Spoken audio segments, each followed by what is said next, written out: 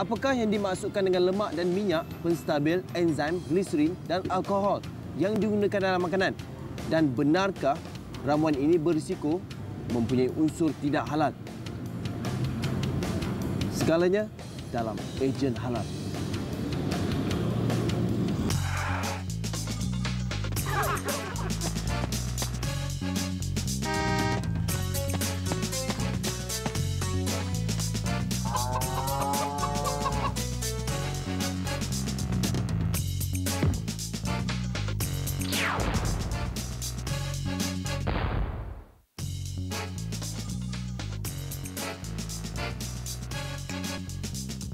Assalamualaikum. Bertemu lagi kita dalam rancangan Ejen Halal. Dewasa ini, negara kita sering didedahkan oleh pihak media tentang keraguan status halal ke atas produk yang ada di pasaran kini. Halal ataupun tidak. Hari ini, Ejen Halal akan membongkar satu persatu ramuan kritikal yang ada di dalam produk ataupun makanan di pasaran kini. Dan ianya seharusnya diketahui oleh pengguna yang beragama Islam. Sesungguhnya, mencari yang halal merupakan fardu bagi setiap Muslim. Sebagai sebuah negara Islam, isu halal merupakan perkara penting yang perlu diperdebatkan. Dalam kehidupan seharian, kita tidak lari dari pelbagai ramuan makanan yang ada kalanya meragukan. Sebagai pengguna yang beragama Islam, kita perlu mengetahui beberapa ramuan kritikal yang sering digunakan dalam kegunaan harian kita. Ini adalah untuk mengelakkan kita dari memakan makanan yang bersumberkan haram ataupun subhah. Jadi berhati-hatilah jika ramuan kritikal ini ada dalam makanan anda. Terdapat 6 jenis ramuan kritikal yang dikeluarkan bahagian Hab Halal JAKIM. Lemak dan minyak, pengemulsi, penstabil, enzim, gliserin dan alkohol. Mungkin anda biasa dengar atau nampak bahan-bahan ini di label kandungan produk. Namun, adakah anda benar-benar faham apakah yang dimaksudkan dengan bahan ini? Adakah ianya halal untuk dimakan? Di segi ramuan kritikal, kita boleh kategorikan di antaranya yang kritikal dalam masakan. Contohnya adalah produk yang daripada lemak dan minyak, daripada yang dikategorikan sebagai pengemulsi, penstabil, alkohol, dan juga kalau misalnya kita pernah dengar itu gliserin lah. Ini antara bahan-bahan yang kita kategorikan sebagai kritikal dalam makanan seharian kita ambil. Antara faktor utama halal dan haram sesuatu makanan, terutamanya yang telah diproses, terletak kepada bahan dan ramuan yang digunakan. Dan dari manakah bahan itu diperolehi? Bahan pertama yang sering digunakan oleh pengusaha produk makanan adalah minyak dan lemak. Kedua-dua bahan ini banyak kegunaannya. Di antaranya adalah sebagai media menggoreng, anti pelekat dan pelincir. Bahan ini juga boleh disebatikan. Namun begitu, minyak yang digunakan itu masih belum tentu selamat. Mengapa? Seperti secara umumnya, apabila lemak dan minyak ini dipanggil secara amnya adalah shortening. Shortening ini kebiasaannya dia boleh diperbuat daripada sumber tumbuhan ataupun haiwan. Pengguna haruslah berhati-hati. Misal kata mereka mengatakan shortening sahaja ataupun animal shortening. Ini bermaksud penggunaan lemak dan minyak yang daripada sumber haiwan digunakan dalam untuk penghasilan produk ini. Jadi ini jelas menunjukkan kalau kita ingin menentukan sama ada bahan lemak dan minyak ini boleh dikatakan halal ataupun haram adalah berdasarkan pada sumber asalnya bahan mentah tadi digunakan untuk menghasilkan lemak dan minyak. Tahukah anda jumlah kandungan lemak dalam tubuh babi sangat tinggi jika dibandingkan dengan haiwan yang lain? Jadi tidak mustahillah haiwan ini paling banyak disembelih untuk pelbagai kegunaan. Statistik sembelihan ternakan yang direkodkan Jabatan Perkhidmatan Veteriner Malaysia pada tahun 2008, babi disembelih sebanyak lebih 1.7 juta ekor, kerbau lebih 11,000 ekor, lembu lebih 102,000 ekor, kambing lebih 15,000 ekor dan berbiri 4,197 ekor.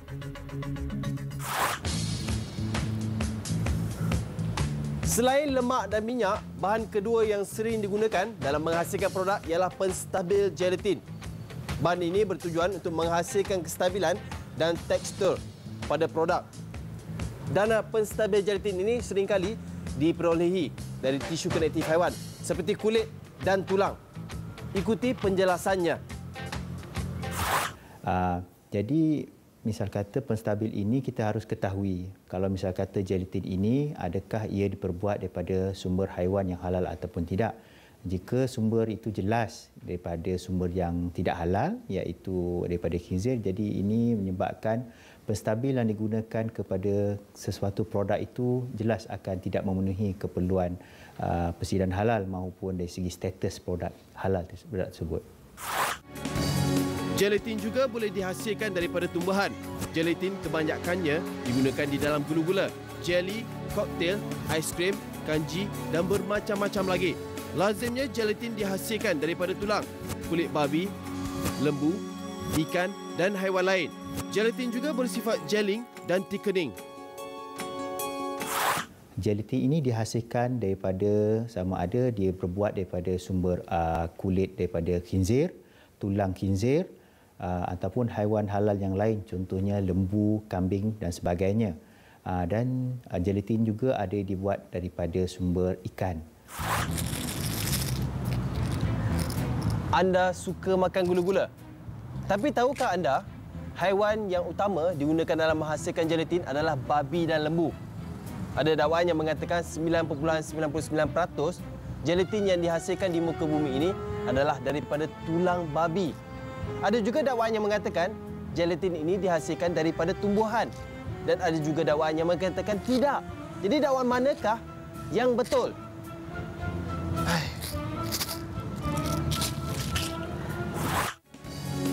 Bahan ketiga ialah kita sebagai pengguna perlu tahu adalah pengemulsi monoglyceride. Ia digunakan untuk mencampurkan air dan minyak supaya bahan ini tetap bercampur. Monoglyceride diperolehi daripada lemak dan minyak, iaitu sayuran dan haiwan.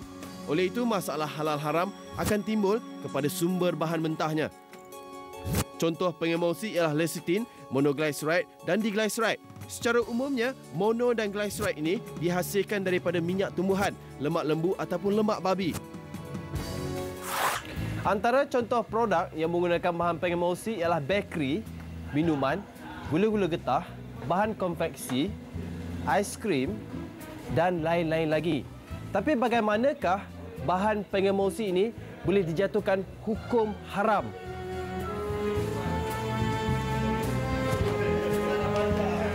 Pengemulsi ini berfungsi di dalam produk seperti contohnya produk margarin, produk yang mayonis ataupun aiskrim dan lain-lain yang memerlukan di mana percampuran di antara air dan minyak.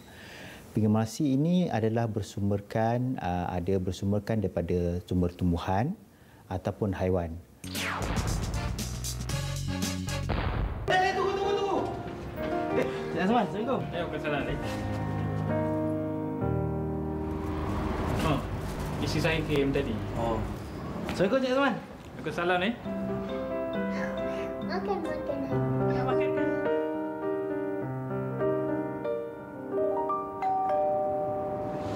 Cik Azman. Ali, jom makan sekali dengan kami. Pupukan semangat kejiranan dalam kehidupan kita.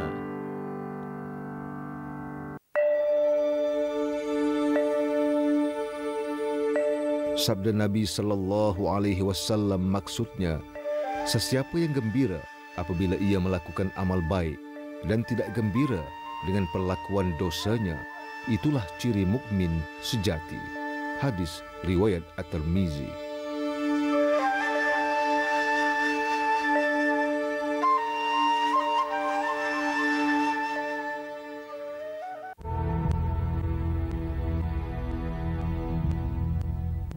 Muzik bingit yang melampau ditambah pula dengan ritual yang menyesatkan.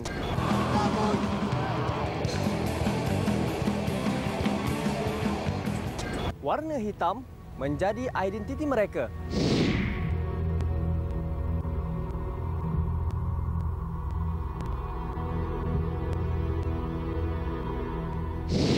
Generasi muda pula menjadi sasaran mereka.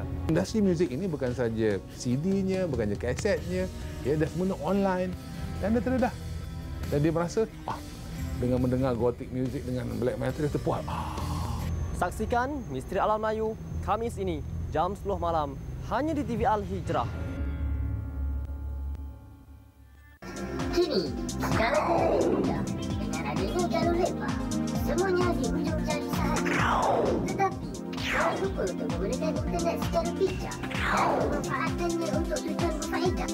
Jangan lupa buat yang dicapai melainkan setelah mengkaji kesayangannya. Dan memastikan anda tidak menyalahgunakannya untuk tujuan negatif. Jika anda ada sebarang aduan, sila laporkan menggunakan cara-cara berikut.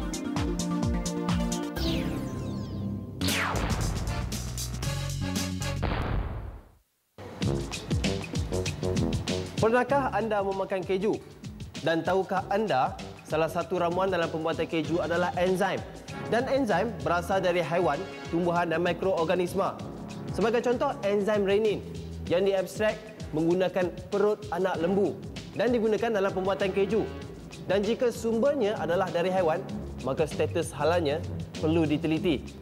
Dan persoalannya, adakah haiwan tersebut disembelih mengikut hukum syarak?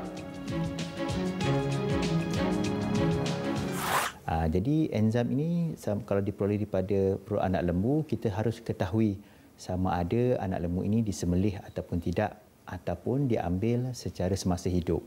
Jadi misal kata kalau diambil tidak sembelih ataupun semasa hidup, hukumnya adalah tidak halal ataupun haram untuk dimakan oleh penghuni Islam.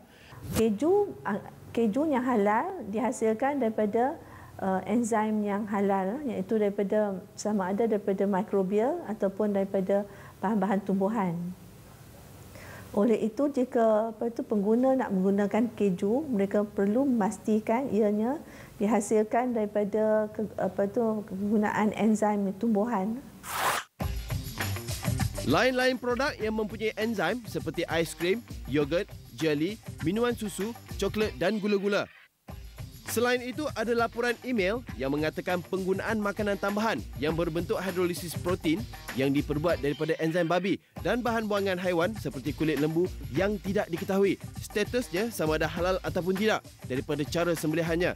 Ini dikesan di Eropah, tapi sejauh manakah kebenarannya? Isu ini timbul sekitar tahun 2010 atau 2009, di mana ayam yang telah diproses, di mana dia dah buang bulu dan sebagainya, dia disuntik di bawah kulitnya dengan hydrolyzed protein. Hydrolyzed protein ini akan menampung air, sehingga akhirnya ayam itu nampak gemuk dan gebu. Walhal sebenarnya ia adalah satu bentuk penipuan. Ini isu yang pertama. Yang kedua, selepas disuntik itu ayam ini direndam dalam ais. Kerana ais itu perlu untuk diserapkan ke bawah kulit itu, nampak supaya itu gemuk. Dan persoalannya adalah protein yang hidrolyzed tadi sumbernya dari mana? Kalau memang protein itu daripada babi, haramlah jelas. Kalau ia daripada lembu sekalipun, kalau lembu tidak disembelih, hukumnya haram juga. Enzim babi juga digunakan untuk mempercepatkan tumbesaran ayam di luar negara seperti Eropah, Amerika Syarikat, Belanda, Brazil dan China. Enzim ini juga dipercayai digunakan secara meluas di beberapa negara di Asia, sekaligus menimbulkan persoalan besar sama ada ia turut digunakan di Malaysia ataupun tidak. Memang ada bahan yang digunakan untuk menggalakkan pembesaran ayam-ayam yang dibela di Malaysia ini. Malah kita kena faham bagaimana ayam ini dihasilkan. Ayam ini bermula daripada kita ada great parent stocks, DOC. Ataupun DOC ini adalah anak ayam lah. Sampai hari ini tidak ada siapa pun yang mengetahui sebenar-benarnya bagaimanakah grand parent stock itu dihasilkan. Mana baka yang mula-mula tidak dihasilkan. Selain itu juga makanan tambahan daripada babi ataupun bahan buangan dikatakan lebih murah dan ia juga mampu memendekkan tempoh matang seekor ayam, iaitu daripada 28 hingga ke 30 hari berbanding dengan tempoh sebenarnya iaitu 35 hingga ke 40 hari. Tetapi adakah pernyataan ini benar? Okey, dia